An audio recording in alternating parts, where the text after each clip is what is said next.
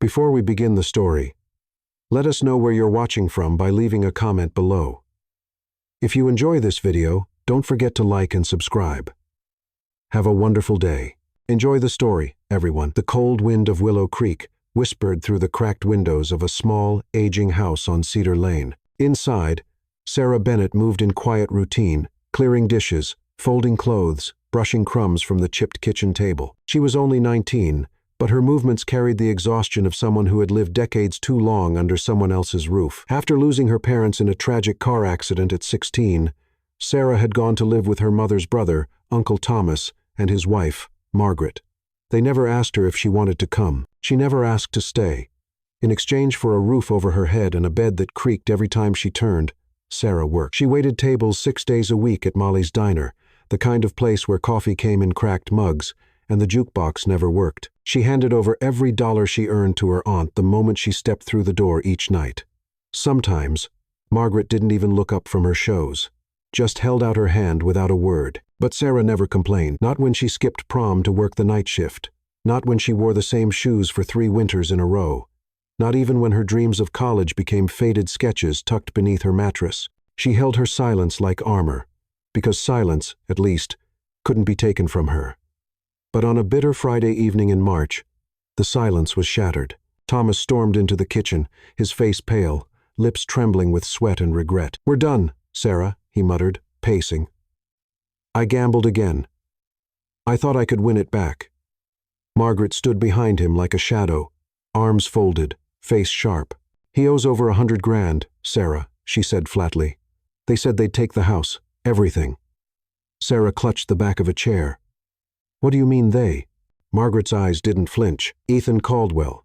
That name dropped like thunder. Everyone in Willow Creek knew who Ethan Caldwell was, the billionaire from Chicago who built his fortune in real estate and tech. A man whispered about more than seen, known for 2 things being impossibly rich and terrifyingly private. Sarah's voice cracked. Why would a man like him care about $100,000? Thomas looked up with something like shame or fear. "Because I borrowed it from him, Sarah, months ago, through one of his private lenders. I thought I could double it. Then I couldn't even pay the interest. And now he wants it back," she asked, already knowing the answer. Margaret's expression hardened. "No, now he wants you." Silence fell so heavily it made the room shrink. "What?" "He made an offer," Thomas choked out. "He'll erase the debt, all of it, if you agree to marry him in 1 week. Sarah stepped back, the chair behind her scraping loudly against the floor, her throat tightened. "You sold me?" Margaret didn't blink. "You'll be taken care of. He's rich. You think waiting tables for nickels will get you anywhere?" "I'm 19, she whispered. "He knows," Thomas said. "And he doesn't care." Sarah turned to the window. Outside, the wind was blowing flakes of snow across the porch. Her breath fogged the glass. She was 19. She hadn't kissed anyone in 2 years. She hadn't worn a dress since her parents' funeral. And now they wanted her to marry a man 30 years older, a stranger. She stayed awake all night, not crying, just unraveling. And in the morning, when the sky was still dark and her fingers trembled as she buttoned up her diner uniform for the last time, a black car pulled up outside. A man in a charcoal suit stepped out, handed her an envelope with a contract inside. Sarah opened it slowly. Inside, a marriage license already signed by Ethan Caldwell, a non-disclosure agreement, a list of conditions she had to agree to, and a note in careful handwriting. "You are not property. This is your choice. Say yes, and I will provide. Say no, and you'll never hear from me again. E.C." It wasn't what she expected. No threats, no demands. Still, her heart sank. The choice wasn't really hers, not with Thomas's debt, not with the roof over her head belonging to the man who ruined her parents' savings and blamed the world for it. She walked to Molly's one last time, quietly told her boss she was quitting. He didn't ask why. By noon, she was at a fitting room in downtown Chicago, standing on a small platform as seamstresses buzzed around her, measuring and murmuring. The woman in charge, Rachel, gently adjusted a pin in the back of the white dress. "You know," she said with a soft smile, "Mr. Caldwell picked this one himself. He said he didn't want you to feel caged. He said he wanted you to feel beautiful, but comfortable." Sarah looked at herself in the mirror. Long white lace sleeves, a modest neckline, soft fabric that moved like water. It wasn't what she expected. Rachel continued, adjusting the hem. He chose lilacs for the bouquet. Said they were your mother's favorite. Sarah turned sharply. How did he know that? Rachel shrugged. He asked a lot of questions about you, more than most grooms ever do. And something trembled inside her, not affection, not relief, just confusion. Why would a billionaire care about flowers, about sleeves and fabric, about what her mother liked? The ceremony was set for 3 days later in a small, private chapel at the edge of the city. No guests, no cameras, just the bride, the groom, and the impossible silence between them. When Ethan Caldwell finally stood before her, dressed in a simple black suit, no ring of gold, no smile of conquest, only tired eyes and a calm voice, Sarah didn't flinch. He held out his hand. She placed hers in his. He didn't squeeze, didn't pull. And when the priest said, "You may kiss the bride," Ethan simply leaned forward and kissed her forehead. Sarah's breath caught. No lips, no claiming, just a gesture of kindness, unexpected, quiet, almost tender. She left the chapel with his last words echoing in her mind. "I made a promise to protect you, not to possess you." Sarah Bennett had walked into that day believing she'd lost control of her life. But as the car pulled away from the chapel, snow falling softly onto the windows, something new stirred in her chest, not freedom, not yet, but maybe a flicker of choice. Ethan Caldwell's penthouse overlooked the city of Chicago like a silent sentinel. From up here, the streets looked like rivers of light, constantly moving, oblivious to the quiet ache inside the man who owned it all. At 49, Ethan had everything most people would envy. His name etched on skyscrapers, his influence reaching across oceans. Yet inside his chest, there was a hollowness that no acquisition could fill. Not anymore. His success hadn't been handed to him. He had clawed his way out of a childhood marked by abandonment, rising from the ashes of foster homes and silent dinners to become one of the wealthiest men in America. But along the way, something had hardened in him. Something that once believed in soft things like family or love. His last relationship had ended in betrayal, not just of the heart, but of trust. After that, Ethan closed the gates of his life like a fortress. No one entered unless absolutely necessary. Business deals, negotiations, those he mastered, but intimacy, vulnerability, he buried them under marble floors and glass towers. So, why agree to marry a 19-year-old stranger? Ethan had asked himself that a dozen times since making the offer. He wasn't sure he had a clear answer. It wasn't lust. Sarah's beauty was undeniable, but his decision came from somewhere deeper, somewhere quieter. Maybe it was the way her story echoed pieces of his own. Loss, struggle, invisibility. Or maybe it was the way she never complained, never begged, never asked for more. Ethan had first learned of Sarah through the financial report of Thomas Bennett's debt. When he saw her name attached to the collateral, something made him pause. Instead of dismissing it as another broken man selling something he didn't own, Ethan became curious. Who was this girl? What he discovered made him stop sleeping properly for weeks. Sarah Bennett, top student until she dropped out to survive. No criminal record, no attention, seeking social media, no signs of rebellion. Just work shift after shift at that diner in Willow Creek. A young woman invisible to the world, surviving in silence. Ethan sent people to observe, not to threaten, just to understand. The reports came back simple. She smiled at customers, took care of old ladies who spilled soup, stayed late to clean when no one asked her to. She had a quiet kind of dignity. That's what stayed with him most. He didn't want a puppet. He didn't want a trophy. He wanted to offer someone what he never had, a place where they were safe. And maybe, in that process, he'd find a version of himself that still believed in softness. In his office, surrounded by glass walls and city noise, Ethan had rewritten the proposal letter over a dozen times. He hated the idea of being the villain in her story. He didn't want her to feel owned, so he added a line. Just one sentence that made his hand tremble. "You are not property. This is your choice." It was all he could offer, and when her acceptance arrived, wordless but signed, he felt something twist inside him, not victory, gratitude, and fear. He didn't know how to hold something as delicate as trust anymore. He only knew how to guard it. When he met her for the first time at the chapel, she was, as he imagined, pale, quiet, unsure. But her eyes were something else, not hollow, not broken. They burned, even through fear. He wanted to reach for her then, not to touch, but to shield. And when he kissed her forehead instead of her lips, it wasn't strategy. It was instinct. Back in his penthouse after the wedding, Ethan didn't sleep. He stood at the edge of his floor-to-ceiling windows, looking out at the city as snow began to fall, dusting the world in quiet. Sarah was somewhere in the guest room he'd prepared. He hadn't followed. He hadn't even knocked. He just let her go. It had taken every ounce of restraint in him to watch her walk away that night, not because he wanted her body, but because he didn't know if she'd ever trust his silence. He'd hired Rachel, the stylist, not for appearances, but because Rachel knew how to make women feel safe in fabric. He asked for lilacs because they reminded him of his mother, not the one who abandoned him, but the foster mother who once planted them outside a cracked window in a run-down home in Kansas. She had called them flowers of grace. He wanted Sarah to feel grace again. Over the next few days, Ethan kept his distance, but he noticed everything. The way she moved through his home, cautious but never defeated. The way she cleaned up after herself without being asked. The way she read quietly by the fire, as if trying to disappear into pages. Sometimes, he wanted to say something about the way she bit her lower lip when thinking, or how she tilted her head slightly to the left when confused. But he didn't, not yet. Instead, he ordered her favorite tea, chamomile and mint. He left books by her door, ones about strong women in history. He adjusted the thermostat so the floor was always warm in the morning when she walked barefoot. None of it was grand. But Ethan knew what it was like to feel invisible. He was determined not to let her feel that way, not in his home, not in his presence. He didn't know where it would lead. He only knew this.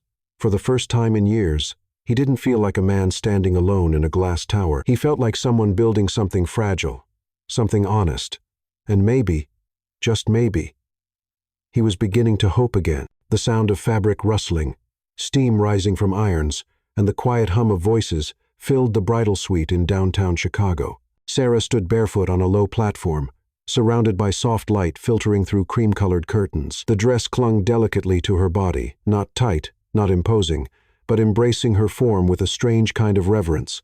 It was the second time in her life that someone had dressed her for something that mattered. The first had been her mother, years ago, helping her into a white dress for a school recital. Her mother had whispered, "You're not here to impress, you're here to be seen." Now, as Rachel, the head stylist, adjusted the satin sleeves with expert hands, Sarah wondered what her mother would say if she could see her now. "How does it feel?" Rachel asked softly, not meeting Sarah's eyes in the mirror, but instead smoothing the lace down her back. Sarah hesitated. "Like it fits." Rachel glanced up. That's what he wanted, comfort first, elegance second. Sarah's brows drew together. "Ethan said that?" "He did." Rachel smiled, without pity. He was specific. No corsets. Nothing too tight. She should feel like she can breathe, he said. Sarah looked down at her hands resting in her lap. The thought of Ethan choosing softness over spectacle unsettled her. She had imagined a man who would want control, who would want a girl who bowed her head and did not ask questions. But this dress, this space, it felt like neither a trap nor a pedestal. It felt like a preparation, not for possession, but for dignity. The rest of the day was a blur of gentle hands and hushed conversations. Her nails were filed with care, not glamour. Her hair was pinned with lilac blossoms, real ones, fresh and fragrant, not artificial imitations. Someone whispered they had been delivered that morning, specially ordered from a greenhouse in upstate Illinois. Sarah hadn't told anyone that lilacs reminded her of her mother. And yet, Ethan somehow knew. Each time someone mentioned him, they spoke with an odd softness, not fear, not admiration, something in between, as if he were a man made of contradictions, cold steel on the outside, but carrying warm ashes of something once tender. By evening, she sat in a quiet lounge near the dressing room, staring out at the city skyline. The chapel was only hours away. The papers had been signed. The rooms were booked. The silence in her chest was thick. She was going to marry a man she had never kissed, never held, never chosen. A knock at the door interrupted her thoughts. It was Rachel again, carrying a small envelope and a gentle expression. "He asked me to give you this before the ceremony," she said, placing it in Sarah's hand and stepping back with discretion. Inside was a handwritten note. "No vows will be forced. No words will be spoken that aren't yours." If you wish to walk away before you reach the altar, no one will stop you. I promise to protect your choice, even if it isn't me. E.C. Sarah's fingers trembled as she folded the paper. What kind of man gave a girl an escape the night before she was supposed to become his wife? What kind of man expected her to run and still showed up anyway? She wanted to hate him for putting her in this position, for tying his offer to her uncle's mess, for knowing too much and yet doing so little. But what she felt wasn't hate, it was confusion and a creeping curiosity. She rose from the lounge and returned to the dressing room. Rachel helped her step into the final layer, a sheer veil that brushed the small of her back. As the stylists packed up and silence returned, Sarah turned toward the mirror and faced the woman staring back at her. She didn't look like a prisoner. She didn't look like a sacrifice. She looked like someone stepping into something unknown, carrying both fear and fire. The car that picked her up wasn't a limousine, but a black town car, quiet, elegant. The driver greeted her with a soft nod and opened the door without a word. Inside, the air smelled of lilac and something woodsy cedar, maybe.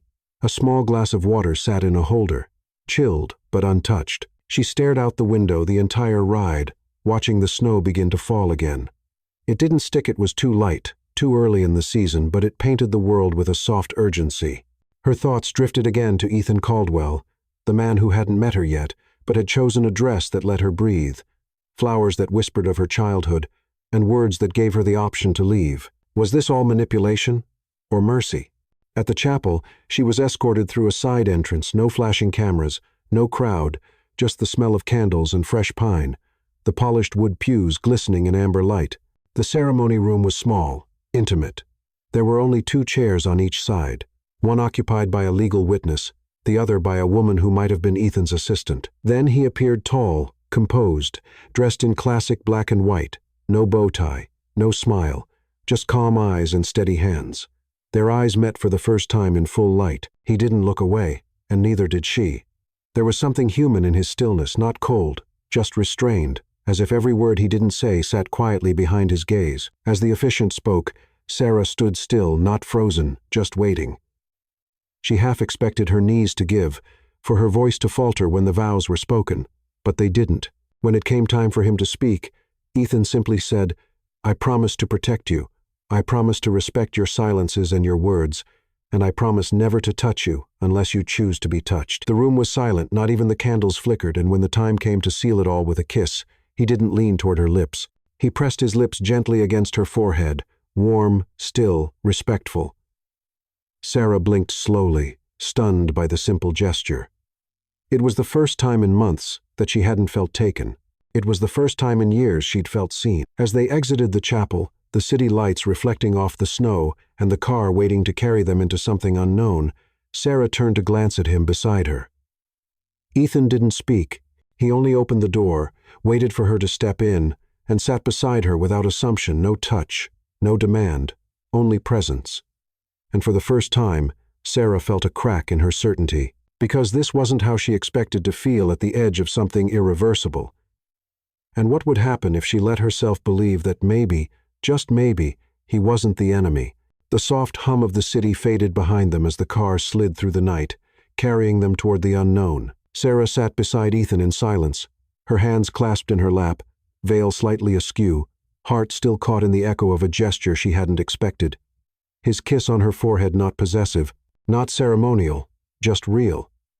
He didn't look at her often during the ride, but when he did, his gaze was steady, not probing, just present. It was the kind of attention that asked nothing in return, and yet, somehow, it made her breath catch in her throat. When they reached the building, she assumed it would be a mansion, a cold, hollow display of power. But instead, the elevator took them to the top floor of a high-rise with floor-to-ceiling windows and warm wooden floors. It wasn't gold and crystal. It was quiet, tasteful, human. "This is home," Ethan said, his voice deep but gentle. "It's where you'll be safe." Sarah stepped inside, her heels clicking softly on the polished floor. The room smelled faintly of cedar and lavender. A fire crackled in the living area, casting shadows that danced along the walls. A piano rested near the far end, untouched, yet somehow familiar, like it had stories it hadn't told in years. She didn't speak. She didn't know how. Ethan moved slowly, never stepping too close. "There's no ceremony here," he said. "No expectations." He handed her a small remote. "This controls everything: lights, blinds, music, temperature. Your comfort is yours." Then he nodded toward a hallway. "There are 2 bedrooms. Yours is on the left. If you ever want company, you know where I am." Sarah blinked. He was giving her space, boundaries. She didn't know whether to feel relieved or strangely unsettled, not because he crossed a line, but because he hadn't. She looked down at her dress, suddenly aware of how much it weighed, not just the fabric, but what it symbolized. A beginning she didn't choose, a bond she didn't fully understand. "Would you help me with this?" she asked quietly, turning her back to him and gesturing toward the row of tiny buttons that ran down the center of her back. Ethan didn't respond right away, but when he did, his fingers were careful, gentle. Each button undone felt like a release not just of cloth, but of pressure. Her shoulders relaxed as he moved. When he reached the last clasp, he didn't linger. He stepped back. "I'll let you rest," he said. Sarah turned, clutching the dress to her chest, and met his gaze. There was something in his eyes, not hunger, not entitlement, but restraint, as if he was waiting to see if she'd bolt or breathe. She gave a small nod. "Thank you," and with that, she disappeared into the guest room, closing the door softly behind her. Inside, the room was warm, simple. A vase of fresh lilac sat on the nightstand. Sarah walked toward it slowly, trailing her fingers along the petals. How did he know? No one knew. That was her mother's flower, her mother's scent, her childhood memory. She sat on the edge of the bed, the satin dress pooling at her feet. Tears stung at the corners of her eyes, but they weren't from fear or regret. They were from something more dangerous, something she hadn't let herself feel in a long time. Relief. For the first time, no one had asked anything of her body. No one had made a demand. No one had reached for her with expectation in their eyes. And in that quiet, Sarah cried not because she was trapped, but because someone, somewhere, had thought she deserved to be free. She didn't sleep much that night, not out of fear, but out of confusion. Who was this man she had married? And what did he want from her, if not what every other man had wanted before? The next morning, she awoke to the smell of coffee, not overpowering, but soft, brewed with care. She stepped out of the room cautiously, barefoot, her hair loose over her shoulders. In the kitchen, Ethan was flipping pancakes. He looked up when she entered, offering a small nod. "Good morning." Sarah blinked. "You cook?" He chuckled. "A quiet sound. Sometimes. I figured you might not want to eat breakfast in a hotel lobby." She sat at the bar slowly, watching him work. His sleeves were rolled up, forearms dusted with flour. He moved with the precision of a man who'd made peace with silence, no talking just to fill the air. "I used to cook with my mom," he said after a pause, "before I went into the system." Sarah tilted her head. "Foster care?" He nodded. "Until I aged out." She didn't ask more, but the weight of those words lingered in the room like steam. He slid a plate toward her. Pancakes, golden and steaming, a touch of cinnamon. A mug of chamomile tea on the side. She smiled before she realized it. "You remembered." His eyes softened just slightly. "Lilacs, chamomile. You think I wasn't paying attention, but I was." Sarah took a bite, and something in her chest loosened. She hadn't eaten pancakes made for her since her parents died. The morning passed in quiet conversation, nothing deep. Books, music, the view, but it was real, not forced. And when Ethan offered to show her the library, yes, he had one, she followed. The room was cozy, not grand. Floor-to-ceiling shelves, a reading nook by the window, one entire wall filled with biographies of unsung heroes. He picked up a book on women who'd changed history. "I thought you might like this," he said. "It reminded me of you." Sarah took it in her hands, tracing the cover. He had married her with no demands. He had helped her out of the dress with nothing but gentleness. He had served her pancakes in silence, and now he gave her a book about strong women.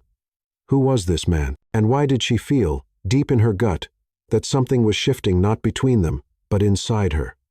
Because for the first time in a long time, Sarah Bennett didn't feel like someone surviving. She felt like someone beginning, and yet she didn't know what she was beginning toward. That evening, the city shimmered beneath a velvet sky, lights blinking like distant promises no one could reach. Sarah stood by the massive window in the guest room, wrapped in a soft robe Ethan had left folded at the foot of the bed. Her fingers toyed with the fabric absent-mindedly, her thoughts circling around a single truth. This wasn't what she had prepared herself for. She had braced for coldness, for distance, for control wrapped in kindness. But Ethan had offered none of that. No veiled threats, no seduction, no manipulation, just space. And, strangely, that unsettled her more than any demand could have. A soft knock on the door interrupted her thoughts. "Yes," she called, her voice smaller than she meant it to be. Ethan stepped in slowly, keeping his hands at his sides, his eyes respectfully lowered for a moment before meeting hers. "I just wanted to make sure you were comfortable," he said. "There's dinner in the oven if you're hungry later, and tea in the kitchen." Sarah nodded. "Thank you." He didn't move, didn't shift his weight, just stood there, quiet. Then, softly, "If you need anything." She hesitated, then exhaled. "Could you help me with my necklace? I couldn't get the clasp open earlier." He stepped forward slowly, his presence calm, his movements deliberate. She turned around, lifting her hair. He touched the clasp, and for the briefest moment, his fingers brushed the back of her neck, not inappropriately, not even intentionally, but it was warm, real. The necklace slipped off, and she felt the whisper of metal slide down her skin. "There," he said, stepping back quickly. "All done." She turned to face him again, her voice softer now. "I expected something different." Ethan tilted his head. "Like what?" "I don't know. I guess I thought." She struggled to finish the sentence. "That you'd want something from me." He didn't flinch, didn't look offended. Instead, he said, "I want you to feel safe. That's all." A pause. Then he added, "This marriage was never about owning you. I've seen what that kind of power does to people. I've been on the wrong side of it." Sarah looked down at her hands, clasped tightly in front of her. "But why marry me?" she asked, not with accusation, but with honest confusion. "Why me of all people?" He let out a breath. "Because you're not asking for anything. Because you carry so much and still move like you're trying not to disturb the world. I thought maybe you deserved someone to stop and see you." She didn't know what to say. He offered a small, almost imperceptible smile. "I'll go now." "Good night, Sarah." But just before he turned, she reached out, almost without thinking, and touched his sleeve. "Wait." He froze. She searched his face. "Could you stay? Just until I fall asleep?" Ethan's eyes softened. "Only if that's what you want." She nodded. "You can sit in the chair." And that's exactly what he did. He walked to the armchair by the window and settled in.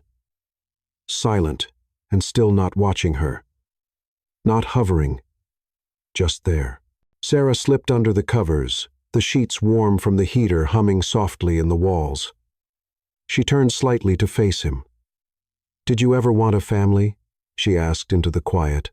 Ethan took a moment before answering. "Once, a long time ago, but I stopped believing I'd find it." "Why?" He smiled sadly. "Because every time I got close to love, it came with conditions, expectations I could never meet." Sarah blinked slowly, her body relaxing into the mattress. "I know what that feels like." Silence stretched between them again, but this time it wasn't hollow. It was shared, felt. She closed her eyes, letting the warmth of the moment settle into her chest. Minutes passed. She didn't speak again.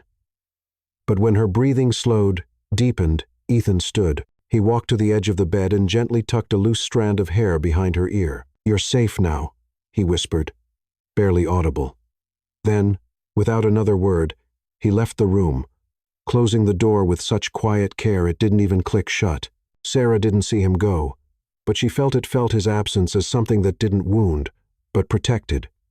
And for the first time in years, she fell asleep with her heart unclenched. No fear, no shame, only one lingering question that hummed in her chest like a secret waiting to be spoken. What kind of man loves like this and asks for nothing in return?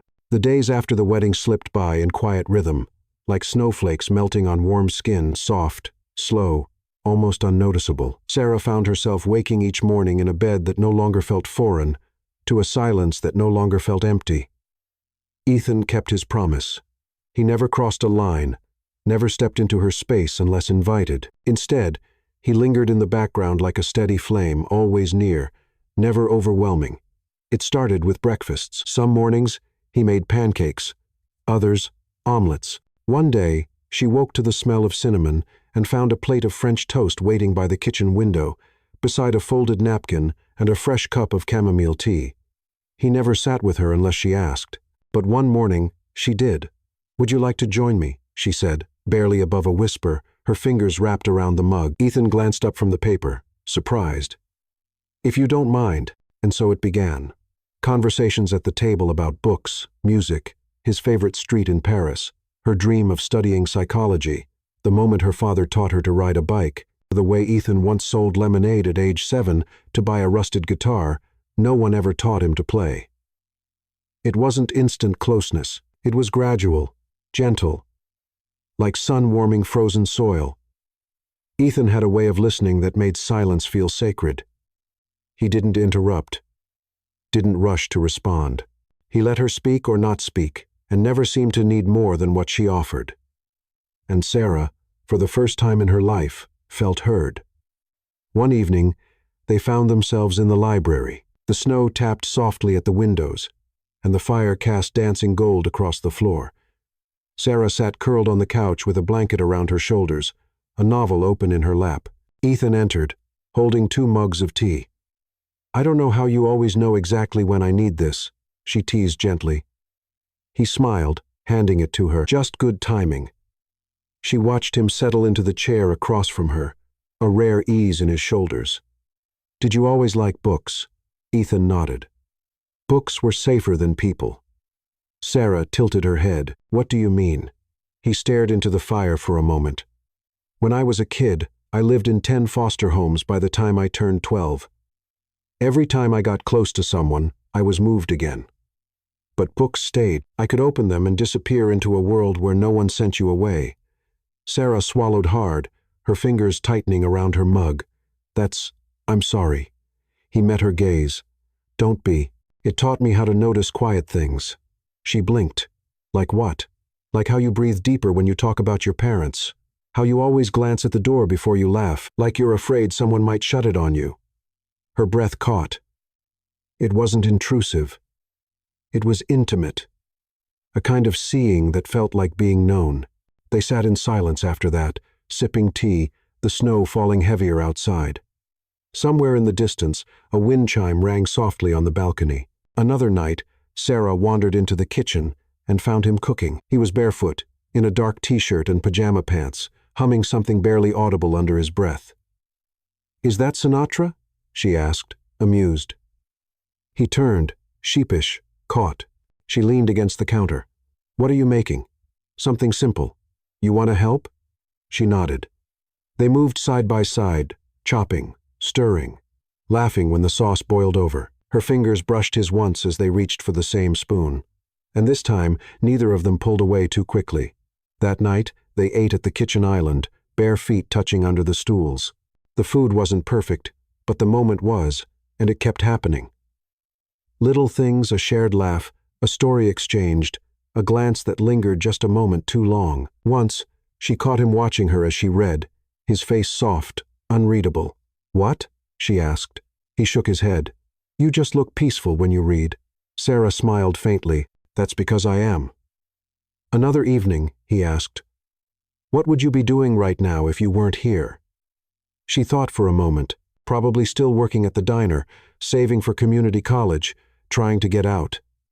And now, she looked at him. "Now, I'm still figuring that out." And he didn't rush her to decide. He simply nodded. "I hope you take your time." Slowly, something inside her shifted. Ethan stopped feeling like a stranger, and Sarah stopped feeling like someone who had been bought. She was beginning to feel chosen. One night, as the snowstorm raged outside, the power flickered and went out. The whole penthouse dimmed into candlelight. Sarah lit a few from the cabinet and found Ethan sitting on the floor beside the fire, legs stretched out, a glass of wine in his hand. She joined him, wrapped in a blanket, shoulder to shoulder. They talked for hours about childhood dreams, about things they feared, about the quiet ache of wanting to be someone's safe place and not knowing how. "I think I stopped believing in love a long time ago," Sarah said softly. Ethan was quiet for a long moment. "Me too." And yet, there they were, sitting in the dark, sharing light neither one of them had expected to find. And somewhere between the silence and the snow, between the tea and the stories, between the glances and the unspoken warmth, something unnameable began to bloom, something gentle, something dangerous, because maybe, just maybe, this wasn't survival anymore. Maybe it was the start of something neither of them dared to call love. Not yet. But it was coming, and they both felt it. The snow hadn't stopped in 2 days. Chicago lay beneath a white hush, and everything seemed slower, softer, quieter. Inside the penthouse, the world felt even more distant, like they were sealed inside something suspended between time and breath. Sarah stood at the window, watching snowflakes swirl through the air like feathers lost in a storm. Her fingers held a steaming cup, the scent of chamomile curling into the space around her like memory. Behind her, Ethan was setting the table, 2 plates, 2 wine glasses, and a candle already flickering. He'd done this every night that week, never once asking, never once expecting, but always inviting. Tonight was different, not because of what he did, but because of how she felt. Something inside her had shifted, not like a door opening, but like light, slowly filling a room that had lived too long in dusk. After dinner, they sat on the floor near the fire again. Sarah's laughter rang out as Ethan recounted the time he accidentally wore mismatched shoes to a board meeting and didn't notice until the CEO of a rival company pointed it out with a smirk. "I wore those damn shoes for 3 hours," he said, chuckling, "and I didn't care until I saw the photos later." She shook her head, smiling. "You always look so put together. It's hard to imagine you off balance." Ethan looked at her then, his expression softening. "That's because you haven't seen me with you." The fire crackled. The silence that followed wasn't awkward. It was heavy with meaning. Sarah looked down at her hands, then back up. Her voice came quiet. "Do you know how many people have wanted something from me?" He didn't answer. "They've wanted silence or service or obedience or my body." Her voice didn't tremble. "But you've never asked for any of that." He didn't interrupt. She leaned closer, just slightly, her eyes searching his face. "You've never tried to take anything, but somehow you've given me everything I didn't know I needed."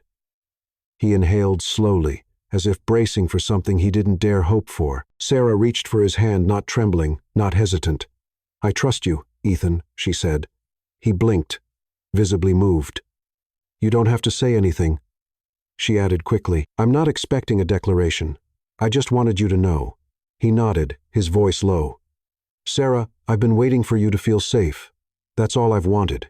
Her thumb brushed over his knuckles. "I do." The moment stretched between them, warm, fragile, electric. Sarah leaned in first, not out of duty, not out of pressure, but because something inside her knew. This was the moment when her past stopped defining her. Their lips met softly, reverently. It wasn't hunger. It wasn't conquest. It was connection, the kind that didn't just touch skin, but rewrote something deeper. He paused, pulling back ever so slightly, eyes searching hers. "Are you sure?" he whispered. She smiled, tears stinging the edges of her vision. "I've never been more sure of anything." He kissed her again, slower this time. And when he lifted her into his arms and carried her to his room, no longer guest, but shared space, it wasn't ceremony. It was surrender, not of power, but of fear. The room was dim, the sheets cool against her skin, the only sound their shared breath. He undressed her as if memorizing a sacred text, never rushing, never assuming. And when she trembled, it wasn't from fear, but from the enormity of being wanted not for what she could offer, but for who she was. He kissed the scar beneath her collarbone that she never told anyone about. He held her, as if his arms had always been meant to carry that weight. Their bodies moved together not like strangers, but like two people rediscovering what tenderness felt like after too long without it. And when it was over and their heartbeats slowed in sync, Ethan didn't speak. He only held her closer, pressing his forehead to hers. Sarah whispered into the quiet, "I was afraid I wouldn't feel anything." And now, she paused, her voice a breath. "Now I feel everything." Ethan exhaled, as if those words healed something in him too. They lay there in the dark, limbs tangled, silence settling like snow over rooftops. Outside, the storm softened. Inside, something far more dangerous began to bloom, something permanent. But Sarah didn't try to name it. Not yet. She only held on tighter, knowing, deep in her chest, this was no longer survival. This was choosing. The morning after was different, but not in the way Sarah had feared. There was no awkwardness, no shift in tone, no ownership in Ethan's eyes, just a quiet tenderness that lingered like sunlight warming bare skin after a long winter. When she woke, his side of the bed was empty, but a soft note rested on the pillow. "Breakfast is waiting. No rush. E." She smiled, pulling the sheet around her as she sat up. Her body ached in ways that reminded her she had surrendered completely. But her spirit felt stronger than it ever had. She wasn't broken. She wasn't used. She was loved, and, more importantly, she had chosen to be. Downstairs, the table was already set. Warm toast, eggs, and strawberries cut into heart shapes that made her laugh. Beside her plate sat a small leather-bound book, The Art of Letting Go. Inside, a bookmark rested on the first chapter, Love Built on Fear is Not Love at All. She turned the page slowly, her fingers brushing the soft paper. Morning. Ethan's voice came from behind her, gentle and low. She turned. He was barefoot, hair slightly tousled, holding 2 mugs of tea. "Chamomile," he said, "and coffee, just in case." She took the tea, her fingers grazing his, and for a long moment, they just stood there, close, grounded in something real. "Did you sleep well?" he asked. She nodded. "Better than I have in years." They ate slowly, without rush, without pretense. And when the dishes were cleared, Ethan gestured toward the elevator. "I want to show you something." She followed. Curiosity piqued. He led her to the rooftop. The sky above was pale blue, streaked with early sunlight. Snow blanketed the garden in quiet beauty, untouched except for the path he had already cleared. There was a small bench beneath an awning, a blanket folded over it. He offered it to her and sat beside her, their breath visible in the cold. "This was the first thing I built when I bought the place," he said, looking out over the skyline. "Not the view, not the wine cellar, this." Sarah glanced around, puzzled. "Why?" "Because I wanted a place where I could sit and remember I was still human." She smiled faintly. "You never seemed like someone who forgot." He chuckled, shaking his head. "I did for a while, until you." She looked at him, heart tugging. "I don't want to be someone you need to rescue," she said. He met her eyes, serious now. "And I don't want to be someone who cages you." There was silence. Then he reached into his coat and pulled out a folder. "What's this?" "A proposal," he said. "But not the kind you're thinking." Inside were documents, college applications, psychology programs, grant options, blank forms waiting for her name. "I looked into some schools," he said quietly. "In case you still want to study." Sarah stared at the papers. "You did this for me?" He nodded. "Not because you owe me anything, but because you deserve to build your own future on your terms." Her eyes filled. "No one's ever asked me what I wanted." "Well," he said, voice low, "what do you want, Sarah?" She couldn't answer. Not yet. The question was too big, too beautiful, but her silence wasn't hesitation. It was awe. In the weeks that followed, their bond only deepened. They danced barefoot in the living room when no music played. They argued over books, laughed over burnt dinners, and shared quiet Sunday mornings in pajamas, reading on opposite ends of the same couch, her legs across his lap, his hand resting on her ankle without needing more. Ethan never tried to change her, and Sarah never tried to shrink herself to fit his life. They moved together not as master and wife, not as debt and repayment, but as equals, as partners. One evening, Sarah stood by the piano while Ethan played a slow, uncertain melody. He didn't know she was watching until she laughed gently. "You said you never learned." He grinned, lied. "Why?" "I wanted to see if you'd stay long enough to find out." She crossed the room and leaned on the piano. "I'm not going anywhere." Their eyes met, and neither one of them blinked. Later that night, as they lay in bed, her head on his chest, his fingers tracing idle circles on her shoulder, Sarah whispered into the quiet, "I thought I was marrying a man who wanted to own me." Ethan's hand stilled. "But I fell in love with a man who let me be free." He kissed the top of her head. "I never wanted a wife," he murmured. "I wanted a witness, someone who could see me and stay." She pressed closer. "Then I guess we both got what we didn't know we needed." Outside, snowflakes fell again, gently brushing the window like blessings. And inside, in the stillness of breath and truth and slow becoming, love took root, not as a fairy tale, but as something real, something chosen. And yet, even then, neither of them could have imagined what the next chapter would bring. The first signs came quietly, easily mistaken for the toll of winter. Sarah felt more tired than usual. Her appetite, usually steady and balanced, became unpredictable. Certain smells, cinnamon, eggs, even Ethan's cologne, turned her stomach without warning. At first, she said nothing. She thought it might be the stress of adjusting to a new life or the lingering tension of years lived in survival mode.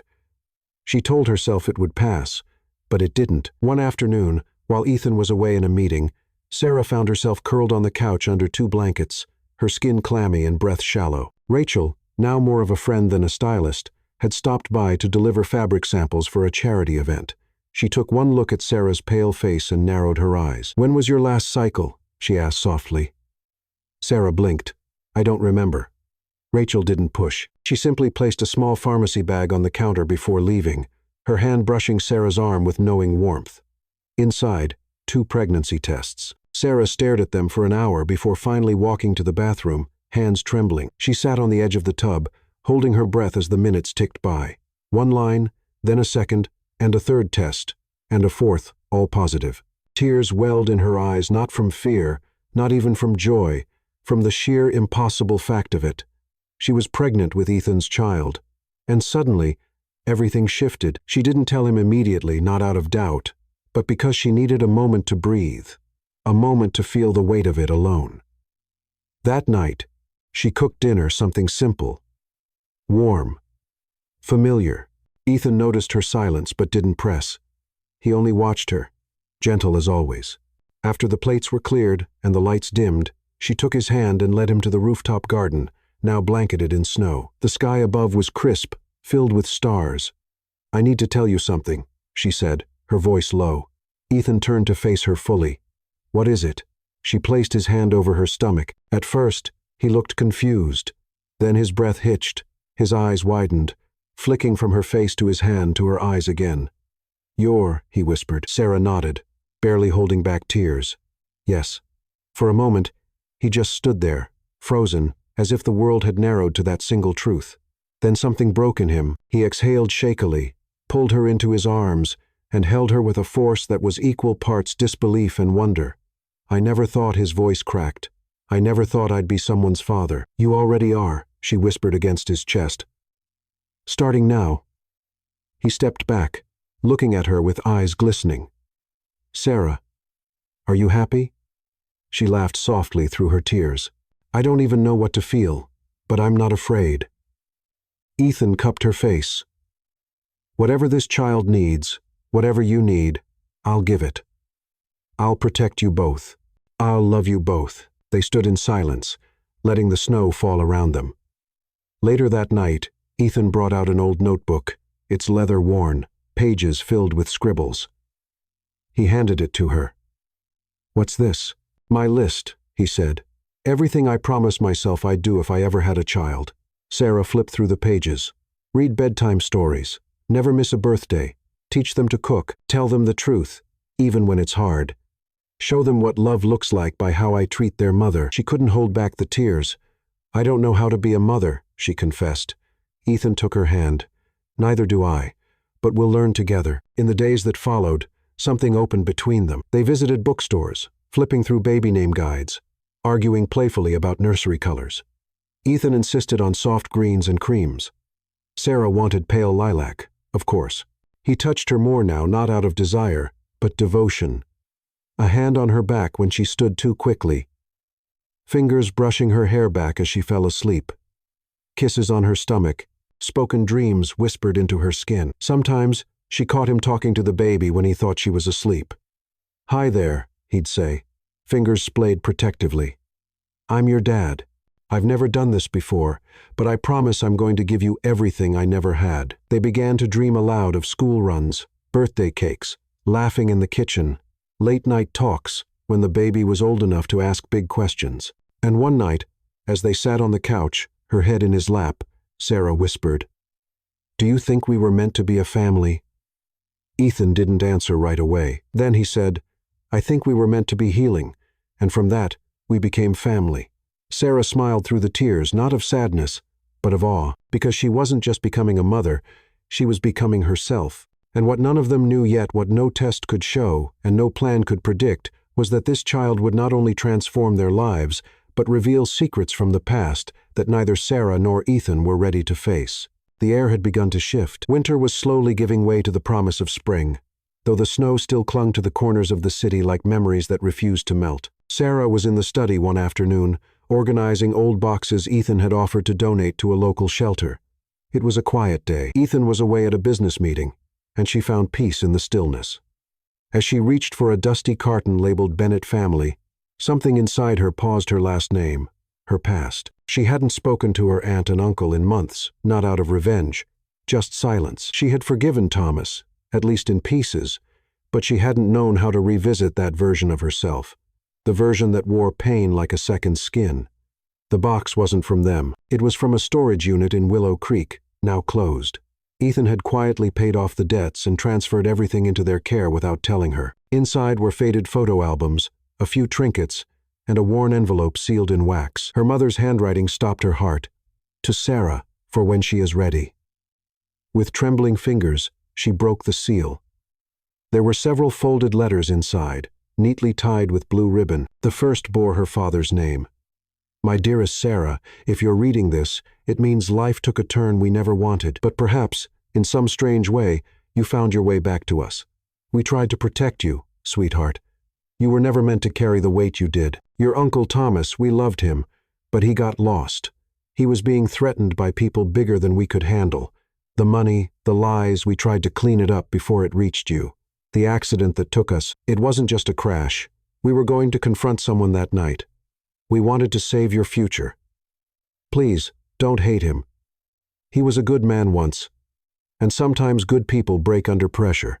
All we ever wanted was for you to be free, to be loved the way you deserved. If you ever find someone who gives you that, don't run. Let yourself be loved. We'll always be with you. Love, Dad. The second letter was shorter, from her mother. My little bird, you were always brave, even when the world wasn't kind. I know you're probably scared, and I know this letter can't undo the hurt, but I want you to know something. You were born from love, not chaos, not debt, not desperation, and I believe, deep in my bones, that you'll find someone who sees you, someone who will stand in the fire for you. Let that kind of love in. Let it change you. You were never meant to survive. You were meant to bloom. Always, Mom. Sarah didn't realize she was crying until the words blurred on the page. She clutched the letters to her chest, knees pulled to her chest, rocking slowly as wave after wave of release poured through her. All this time, she had carried guilt for things she never caused, wounds that weren't hers to bear, silences she had mistaken for punishment. Ethan found her there an hour later, the sun dipping low outside the window. He knelt beside her, wordless, and gently pried the letters from her hands to read them silently. When he finished, he looked at her with a depth of tenderness she had never seen. I wish they could see you now, he whispered. She laughed through the tears. Maybe they do. He held her as she wept, not just for the loss, but for the release. And the next day, without announcement or fanfare, Sarah asked to visit her aunt's home. Margaret opened the door slowly, thinner now, older than Sarah remembered. The house smelled the same lavender soap and coffee, but the energy had shifted. I didn't think I'd ever see you again, Margaret said. I didn't come to reopen wounds, Sarah replied gently, just to close a few. They sat at the kitchen table, the same one where Sarah had once counted tips, where her dreams had sat folded beneath bills and silence. Margaret poured tea, her hands trembling. He died 2 weeks ago, she said quietly. Sarah blinked. Thomas? Margaret nodded. His heart. He didn't tell me how bad it was.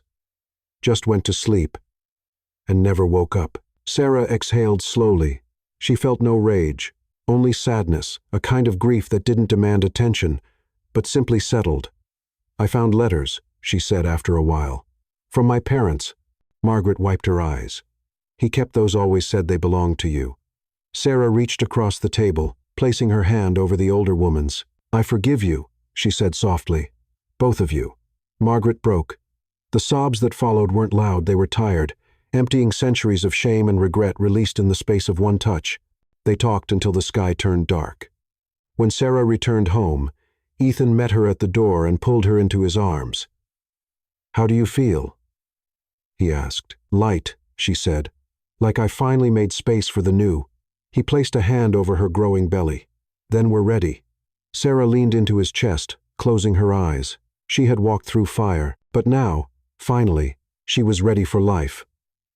And just beneath her ribs, something fluttered a first kick, a new beginning, a promise of what was yet to come. The snow returned the day Sarah went into labor, not the soft, dreamy flakes of early winter, but a thick white curtain that blanketed the streets and silenced the city. Ethan had been on the phone with a board member when he heard her call his name from upstairs, sharp, breathless, urgent. He was running before he realized it. She stood in the doorway of their bedroom, hands on the small of her back, eyes wide. "It's time," she whispered, pain tightening her features. Ethan didn't panic. He'd prepared. The bag was ready, the route to the hospital mapped out, even a backup driver on standby in case the storm worsened. But nothing could have prepared him for the sound of her breathing in the car, sharp, rhythmic, desperate, or the way her fingers dug into his hand with every contraction, or the moment she turned to him between waves of pain and said, "Don't let go." "I won't," he promised, and he didn't. The hospital room was warm and bright, but to Ethan, it felt like standing on the edge of something holy. Nurses moved around them with quiet urgency. Machines beeped. The world blurred into the steady rhythm of Sarah's breath and the tightening of her grip. Time lost meaning. 3 hours, 6, 11. The pain etched itself into Sarah's face, but she didn't break. She clenched her jaw, whispered through tears, cursed under her breath, and kept going. At one point, she looked at Ethan and said, "I can't do this." He leaned close, his forehead touching hers. "You are doing it, and I've never seen anything braver." And then, when the room shifted into a blur of movement and voices, when the nurses told her it was time to push, Sarah closed her eyes and surrendered. Ethan never looked away, not when she screamed, not when the blood came, not when her body arched with a pain deeper than language. He held her hand the entire time, whispering, "You're almost there," again and again, until it became a chant, a vow, a lifeline. And then, a cry, small, sharp, brand new. Sarah collapsed back into the bed, tears streaming down her face, her chest heaving, and Ethan stood frozen. The doctor placed a tiny, wriggling boy onto Sarah's chest, and for a moment, time didn't just stop, it dissolved. Their son, pink cheeks, a dusting of dark hair, eyes tightly shut. Sarah stared in wonder, barely able to speak. Ethan knelt beside the bed, tears falling freely now, hands shaking. She looked at him. "Ethan, meet Oliver." He reached out slowly, his fingers grazing the baby's back. Oliver stirred. Tiny hands curled into fists, a soft whimper escaping his lips, and Ethan broke completely. He lowered his head to his son's, pressing his lips against the tiny crown, his shoulders trembling with silent sobs. "I never thought I'd be here," he whispered. "I never thought I'd be enough." Sarah reached for his hand. "You are." He looked at her, eyes raw. "How can I thank you for this?" She smiled through tears. "Just love him every day. That's all he'll ever need." They stayed like that for hours, no calls, no visitors, just the three of them, wrapped in warmth, in tears, in the quiet miracle of becoming something new. Later, as snow fell beyond the hospital window, Ethan stood at the glass with Oliver nestled in his arms. Sarah watched from the bed, drowsy but alert. He rocked slowly, whispering things she couldn't hear. "What are you telling him?" she asked. Ethan turned, his expression open, full of something new, something unshakable. "I'm telling him he was born from choice," he said. "Not obligation, not chance, but two people who chose each other and now choose him." Sarah wiped her tears. "I'm telling him," Ethan continued, looking down at the tiny face pressed to his chest, "that he will never wonder if he's loved not for a second." They brought Oliver home 2 days later, bundled in a cream-colored blanket, his face half hidden beneath a soft hat. The penthouse felt different, not larger, not quieter, just fuller. Sarah stood in the nursery Ethan had built himself. Painted walls in soft sage, shelves filled with books and plush animals, a rocking chair beside the window. She placed Oliver gently into the crib, brushing her fingers over his tiny cheek. Ethan stood behind her, arms wrapping around her waist, chin resting on her shoulder. "He's perfect," she whispered. "He has your courage," Ethan said, "and your eyes." Sarah turned to face him. "And he has your heart." Ethan smiled, his eyes still misted. "Then he's already the luckiest boy alive." They stayed there until Oliver drifted off to sleep, the hush of the city below like a lullaby. And for the first time since she was a child, Sarah felt it not safety, not comfort, but home. Because home, she now knew, wasn't a place. It was people. It was Ethan. It was Oliver. It was love. And as she turned off the light and let Ethan lead her back to bed, she whispered to herself, "This is what they meant. This is what they were trying to protect me for." The house on the outskirts of Chicago was nothing like the penthouse they once called home. It had a porch that creaked when you stepped on the second board, a kitchen that always smelled like cinnamon and coffee, walls covered in framed drawings done with crayon and glitter glue. There was a swing set in the backyard, weathered, sun-warmed, scattered with toys and memories and laughter. Endless, uncontainable, innocent laughter. Sarah stood barefoot in the kitchen, holding a baby on one hip while flipping pancakes with the other. Her robe was half-tied, her hair in a bun that had surrendered hours ago. But there was peace in her eyes. Oliver, now 5, raced through the hallway with a toy cape flying behind him, shouting something about space pirates and invisible treasure. Ethan appeared seconds later, wearing pajama pants and mismatched socks, chasing their son with a grin so wide it made Sarah pause just to watch him. This was their life now. Not perfect, but perfectly theirs. Ethan still ran his company, but he no longer let it run him. He worked from home most days, never missing a school play, a pediatric appointment, or a chance to kiss his wife's shoulder while she stirred soup.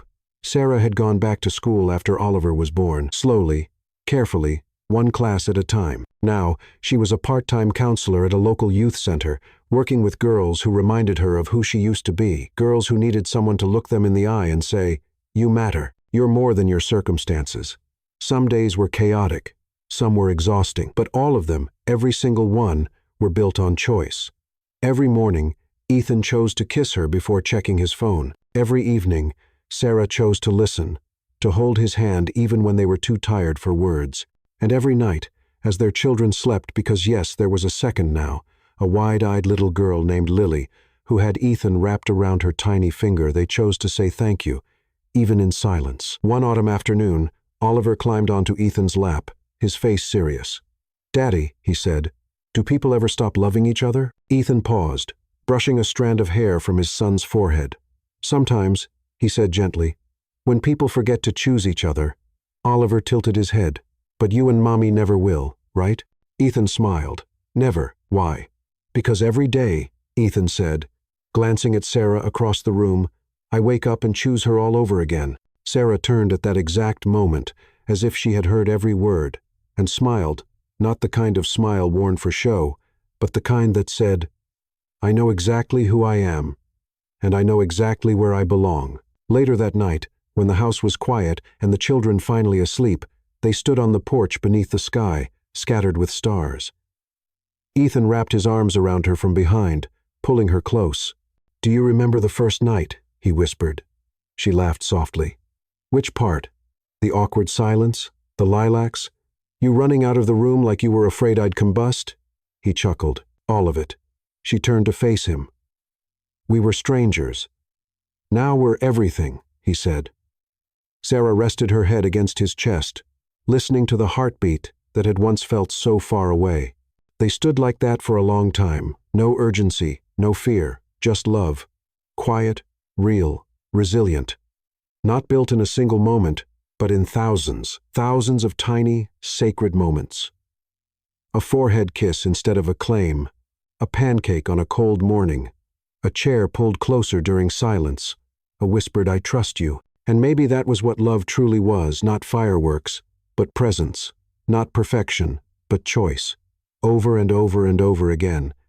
They didn't fall in love all at once. They built it through silences, through choices, through days that asked for patience and nights that asked for presence. What began as an agreement became a devotion not loud, not perfect, but real. And perhaps, in the end, that's what love truly is, the quiet decision to stay. And because sometimes the greatest kind of love is simply the one that shows up,